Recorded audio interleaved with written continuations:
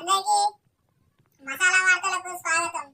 ఈరోజు వెలుగు దినపత్రిక చూసుకుంటే బోనమెత్తిన US consulate general, America consulate general Jennifer బోనమెత్తారు. ఆషాఢ మాసం బోనాల ఉత్సవాల సందర్భంగా శనివారం సికింద్రాబాద్ ఉజ్జయిని మహంకాళి అమ్మవారి ఆలయానికి తలపై బోనం పెట్టుకొని వచ్చి అమ్మవారికి సమర్పించారు. ఇక మొన్న ఛత్తీస్గఢ్ లో మావోయిస్టుల కాల్పులు చూశాం.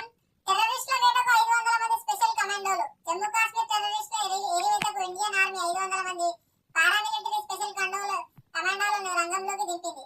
పాక్ నుంచి 55 మంది టెర్రరిస్టులు జమ్మూలోకి చొరబడ్డారని సమాచారం అందడంతో ఆర్మీ అలర్ట్ అయింది. సో పాకిస్తాన్ నుంచి, మన శత్రు దేశమైన పాకిస్తాన్ నుంచి మళ్ళీ 500 మంది టెర్రరిస్టులు మన భారతదేశంలోకి వచ్చారని సమాచారం రావడంతో ఇండియన్ ఆర్మీ 500 మంది స్పెషల్ కమాండోలను నియమించింది. ఇక హై స్కూల్ విషయానికి వస్తే హై స్కూల్ టైమింగ్స్ లో మార్పు. రాష్ట్రంలో స్కూల్ టైమింగ్స్ ను ప్రభుత్వం మార్చింది. హై స్కూల్ వేళలు గతంలో ఉదయం 9:30 నుంచి సాయంత్రం 4:45 వరకు ఉండగా ఇప్పుడు ఉదయం 9 గంటల నుంచి సాయంత్రం 4:15 వరకు మార్చారు. హై స్కూల్ సమయం మార్నింగ్ 9:30 నుంచి ఉంటుండే కదా, ఇప్పుడు 9 గంటలకే స్కూల్ గంట మోగనుంది. మొన్నటి వరకు మైక్రోసాఫ్ట్ మనకి ఎంత ఇబ్బంది పెట్టిందో మనం చూసుకున్నాం. మైక్రోసాఫ్ట్ బ్లూ స్క్రీన్ ఎర్రర్ ఇంకా సెట్ కాలే. అమెరికా, బ్రిటన్, ఆస్ట్రేలియా తదితర దేశాల్లో తొలగని ఇబ్బందులు. ఎయిర్లైన్స్, హాస్పిటల్స్, కంపెనీలకు సేవలకు అంతా అంతరాయం. ఇండియాపై ప్రభావం తక్కువే, అన్ని ఎయిర్పోర్ట్లోనూ నార్మల్.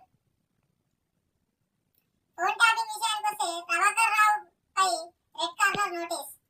అమెరికా నుంచి రప్పించేందుకు సిఐడి ప్రయత్నం. ఇంటర్పోల్ కు రిక్వెస్ట్ పంపాలని సిబిఐ లేఖ. మరో నిందితుడు శ్రావణ్ కుమార్ కూడా విదేశాల్లోనే. ఇద్దరిని 26న హాజరు కావాలని కోర్టు ఆదేశం.